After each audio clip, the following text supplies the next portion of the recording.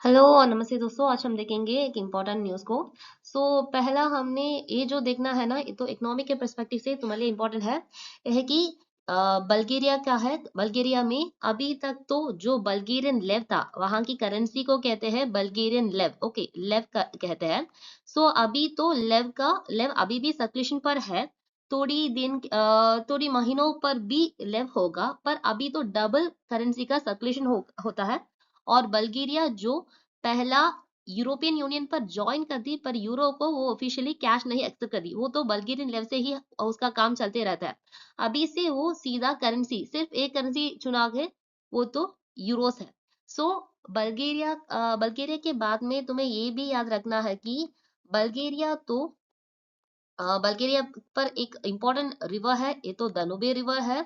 और इसका मैप से भी इम्पोर्टेंट कनेक्शन है, क्योंकि ब्लैक सी के साथ बॉर्डरिंग होता है। तो बाल्कन रीजन में जो भी है, उसी का हिस्ट्री, ज्योग्राफी, ये सब तो तुम्हारे याद पर रखना जरूरी है। और इससे ज्यादा एक इम्पोर्टेंट फैक्ट है कि हमारे लोग पर कितना करेंसी के लिए यूनियन है। करेंसी के लिए भी यूनियन होता है। क्या इंडिया का करेंसी कुछ यूनियन पर है, वो अलग ही करेंसी यूनियन है। इसे तो इंडियन रुपी का करेंसी यूनियन कहते हैं। ऑस्ट्रेलियन डॉलर तो एक दूसरा है। सॉरी, यूएस डॉलर भी दूसरा है।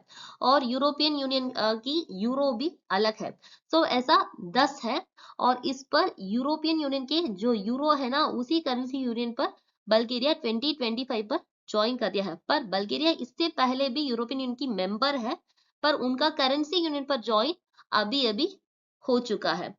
इससे कुछ बदलाव आते हैं। और इसी के छठे पर जब बल्गेरिया ने एक करेंसी पर शिफ्ट होता है, बल्गेरियन लेव को छोड़कर यूरो के लिए आता है, तो कुछ सेक्टर को इसी से प्रॉब्लम भी था। वो उसका इकोनॉमिक इम्पैक्ट तुम्हें ज्यादा ही पता होने की जरूरत भी नहीं है। यूरोपियन यूनियन पर उसने 2007 पर ज्वाइन कर दिया है। ये भी याद पर रख लो, क्योंकि ये भी जरूरत होगा। पहले तो उसका जो भी मॉडल था, वो तो सोवियत यूनियन की मॉडल है। अभी वो फ्री फेयर ट्रेड के बात करते हैं। और उनकी इकोनॉमी की डेमोक्रेसी भी ज्यादा होता है। ओके, फ्री मार्केट तुम्हें पता है क्या है फ्री मार्केट, क्योंकि price determines what ever is happening in the market. Okay, इससे कुछ पॉलिटिकल इंस्टेबिलिटी भी बल्गेरिया पर है। और यहाँ बल्गेरिया की कैपिटल भी याद पर रखना, सोफिया। और इस सोफिया से जुड़कर एक और क्वेश्चन आ सकता है कि हागिया सोफिया मॉस्क कहाँ पर है। अगर है तो तुम्हें पता होगा कि वो तो टर्की पर है, वो तो अलग है। ए सोफिया तो अलग है। ओके, ए पर याद पर रखना। ओके, ये 10 करेंसी यूनियन के बारे में भी थोड़ा थोड़ा पढ़ लो।